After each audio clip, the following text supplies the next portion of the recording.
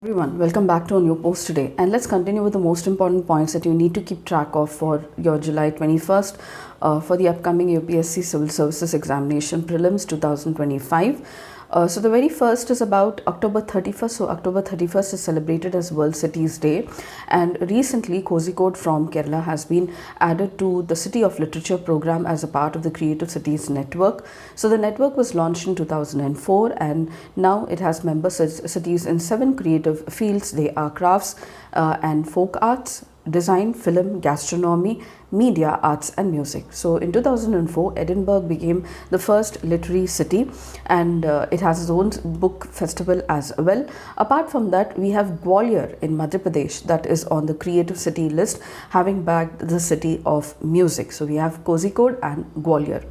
The first multilateral air exercise, that's the next most important issue. It's called as Tarang Shakti 2024, and it will be held in August, and it will see the participation of the 10 countries. So it's an air exercise, the multilateral air exercise Tarang Shakti. In addition, it will also see a few others acting as observers as well. It will be held in Jodhpur, and will see the participation of US, Germany, Italy, Indian Air Force to hold 2 other exercises, Vayu Shakti 2024 and Gagan Shakti 2024. So the multilateral exercises will help in combat and training exercises. So recently, the exercise Red Flag 2024 was held by the United States at the Alaska Air Base from June 4th to June 14th, and India participated in the exercise Red Flag. So India also participated in the exercise Pitch Black 22, which was hosted by the Royal Exercise Pitch Black, which was hosted by the Royal Air Force at the Darwin Air Base in 2022. Exercise Orion was hosted by French, and exercise Bright Star 2023 by Egypt at the Cairo Air Base.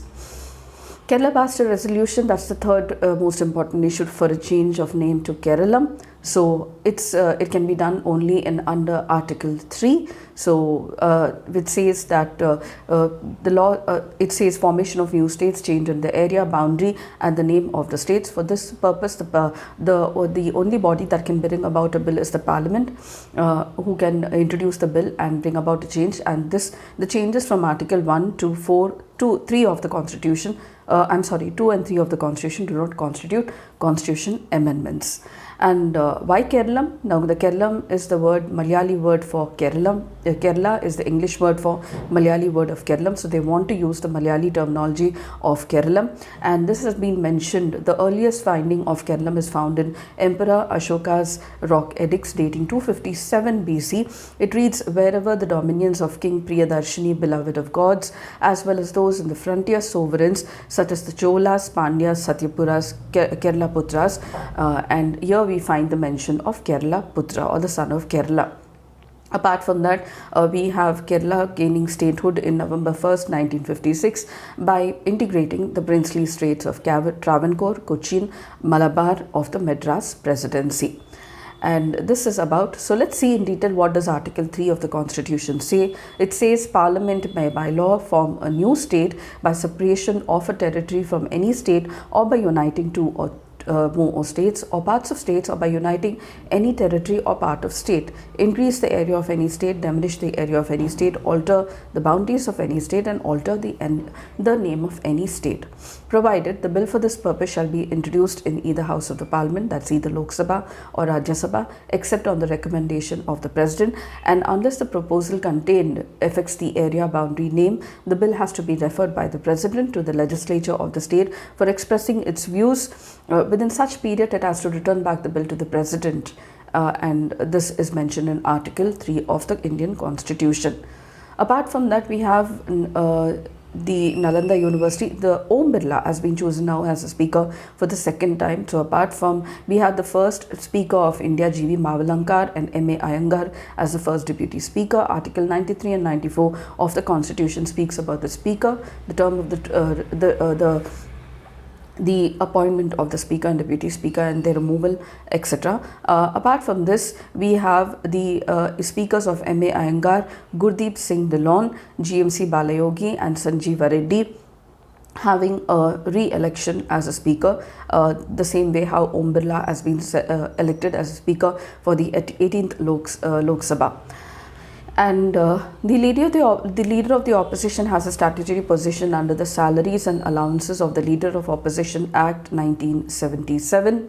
So the Act defines the term leader of the opposition. It says that a member of the Lok Sabha or the Rajya Sabha for the time being is the leader of that house of the party in the opposition to the government, having the greatest numerical strength, and is recognized as such by the chairman of the Rajya Sabha and the speaker. So the leader of the opposition, according to the Salaries and the Allowances Leaders of Opposition Act 1977, is recognized by the speaker and the chairman, and there is no numerical strength like the convention of holding 10% of the strength of the Lok Sabha is not mentioned in the Act. It just says that the greatest numerical strength and recognized by the chairman of the Rajya Sabha and the speaker of the Lok Sabha.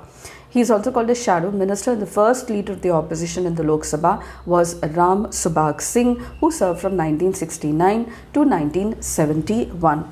The Speaker of the Leader of the Opposition is a crucial member of the Public Undertakings Estimates Committee and also many joint parliamentary committees as well. He is a member of many selection committees to the appointment of CVC, CIC, CBI, NHRC and the Lokpal as well.